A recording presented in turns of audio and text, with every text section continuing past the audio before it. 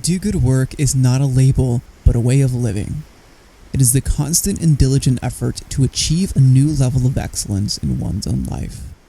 It is the hidden inner beauty behind the struggle to achieve excellence.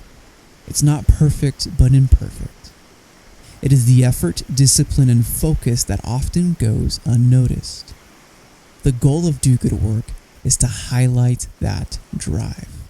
The guests I have on this show emulate this drive in their own special way. You'll be able to apply new ideas into your own life by learning from them. We will also have one-on-one episodes with me where we'll dive into my own experience with entrepreneurship and leadership. Every episode is designed to provide you with ideas that you can apply and grow in excellence in all areas of your life, business, and career. The future of business is human. So the future of business is human.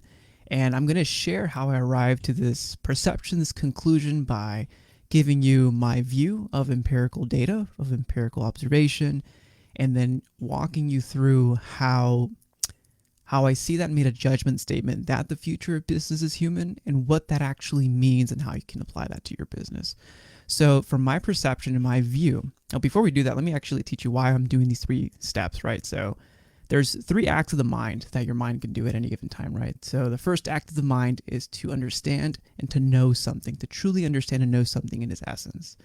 If you truly understand something and know its truth and what it actually is, then you move over to the next statement, is making a judgment statement about the thing that you know. Judgment statements can be right or wrong because you may have perceived incorrectly. The third act of the mind is rationale, taking that judgment statement and making a rational statement from those judgment statements. So what I'm about to share with you is a judgment statement. So it's just wanted to make that disclaimer pretty clear.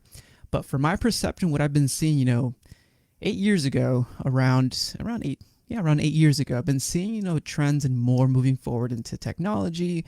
Now we're seeing everything going deeper into VR. In the beginning, it was like a lot of electronic music, a lot of bands from 5 people going to one person, where you can have like synths and all of your music dashboards in one little cube. And that's pretty cool. So we're moving towards that in the music and the arts. And what I saw back then is that there's going to be a new movement in art where it's going to be more human driven, where we're going to be moving towards experiences. We're going to have a new revolution, or a new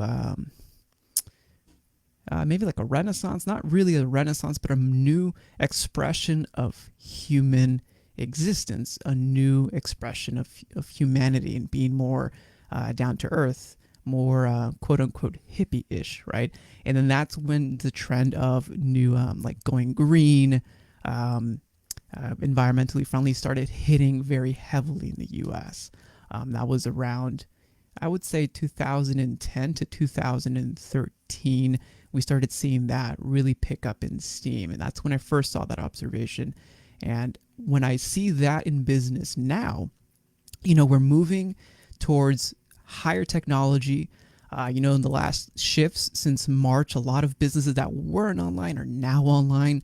And then companies who were already online beforehand, like how I've been able to be online for the last 3-5 years or so. It's normal for us who are online, but then for those who are typically in face-to-face meetings, in office meetings, is a huge shift, but now it's a forced shift. And then that paired with a lot of the VR technology, stuff like this, that we can go live and be connected within minutes, moving towards a lot of that is making the world more connected, but also we're seeing that technology is going to have its peak, its limit, because it's not perfect. It's not yet refined where we can actually talk to a human like we would with a technology like we would with a human, with it has empathy and it can actually do the 3 acts of the mind. Computers can only rationalize the third part of the mind, take data and make rational statements. It can't understand essence. That's why computers aren't very good at philosophy, at least not yet, and I don't think they will be, but it's a different story. But moving towards that, so why is the future of business human?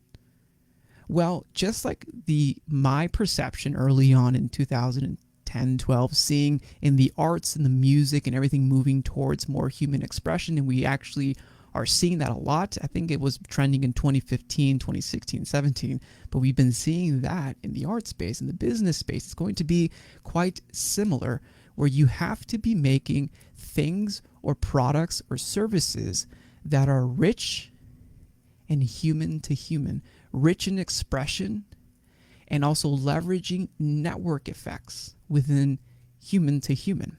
And it's not just creating something that can be scaled dynamically, like at mass scale, where it becomes commercialized and you leverage technologies to do that. That's great, but I think there's the flip side of that. And the flip side of that is marketing on the left-hand side of the chasm, right? Marketing to those few, selling and making products to the few, but making that exceptional, making that rich in quality and interaction. And you can leverage, human growth is always been, well, the mind I think could be exponential, but human growth is linear, right? We exist in time. We experience life day by day through time. We have to go through time linearly, okay? But we can leverage the network effects of peer-to-peer, human-to-human, and enrich that growth to continue to grow in a both linear but exponential way as well. Okay, so just make sure you're with me there, the exponential plus linear. And that's actually something that I'm really excited to share, that you can grow not only linearly, but with leveraging real human-to-human network effects. You can grow linearly in time, but also grow exponentially by having more users or more people or more humans create the entire ecosystem, the service or the product better by that one new addition of that one new person in that one product or service, or in this case, a silo in a good way, to create a better product or service experience for the whole. And that's what I see is the future of business. The future of business being human driven. And again, not going to the mass scale of commercialization on the right-hand side of the chasm. This is, again, marketing to the few on the left-hand side of the chasm. And I'm really excited about that because that's what I've been working on in the background. And I can't share too much yet. Just want you to know that that's something that we're working on here in the background. You'll get to see that soon.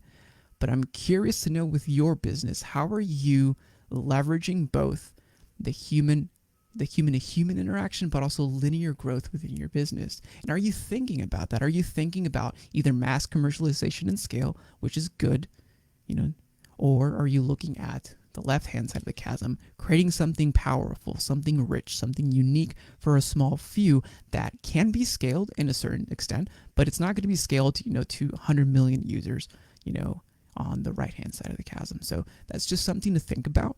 And that's my perception, my journey, my growth here to share with you, that the future of business is human. We'll see you on the next one.